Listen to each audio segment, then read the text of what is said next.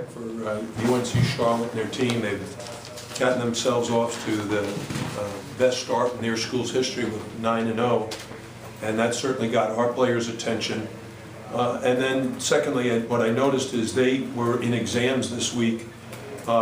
We were too, but we finished on Wednesday, and I think that allowed us 2 days of great preparation on Wednesday and Thursday. Everybody's mind was clear and knew what we had to do. My staff did a great job of scouting this team and giving the players very good direction as to what needed to be done. And then I thought the team played very hard and very well at both ends of the floor from start to finish. You concerned about that layoff? Were you surprised how sharp they were, especially shooting early in the game? You know, our guys, as Shane mentioned, have practiced very hard. Now, we gave them 4 days off, which actually the rest helps you recover, and you're then excited about coming back and playing again. And the practices were very good, and when you practice hard and well, you know, we've already played 6 games, so we kind of know what we want to do, and it's about being mentally ready as well as physically, and obviously we were both. Jim, you talk about RPI. You think down the road that, forget about this situation, that this will be a good non-conference RPI win for you guys, given what you think they might do in the 18th? I think the RPI is all about winning.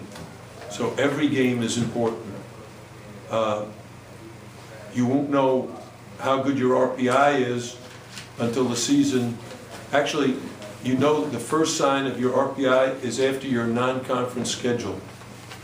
And a game like this is very important to us because we're at home and we have some very, very difficult games ahead of us. We have to travel to Central Florida and then to Hawaii in a tournament. And when our game against LaSalle is over, then you can start looking at our RPI. Before that, it's just too soon. Coach, you had 7 different guys that blocked shots today. Can you talk about the block shots and specifically in the defense that you guys play today? Yeah, it's one of the statistics I don't like. We don't encourage our guys because there's several things you should do before you block a shot. And a block shot normally means you're late in getting to where you should have been. The first thing is you get help so the guy doesn't get a shot. The second is if the guy does get beat, you trap him so that he can't get a shot off. The third is if you're not quite there ready to trap him and he keeps coming, you take the charge. And the fourth thing is if you're late getting there, you can't get the charge, then you block the shot. So what I would say about tonight, though, is we did a very good job of helping, and that's why their field goal percentage was so low. But the block shots are really because we've got some big guys. You know, Kenny is very, very tall. Reggie's big. Julian Gamble, Tanya Jakiri. That's some big guys. Raphael at the end blocked a shot. Those guys have the ability to erase a mistake.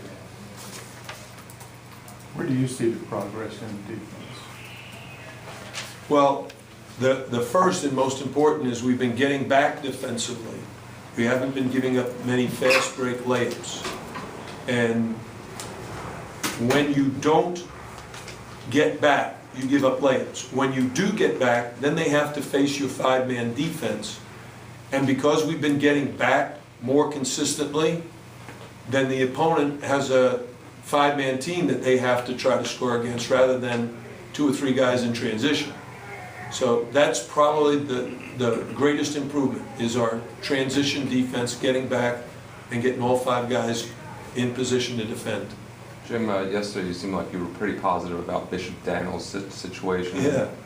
Today, obviously he's not on the team any longer. Can you talk about that in He general? surprised me. I thought he had turned a corner and had decided he wanted to come back, and we were planning on him going with us to Hawaii. And he came in and he just decided he wants to get back closer to home.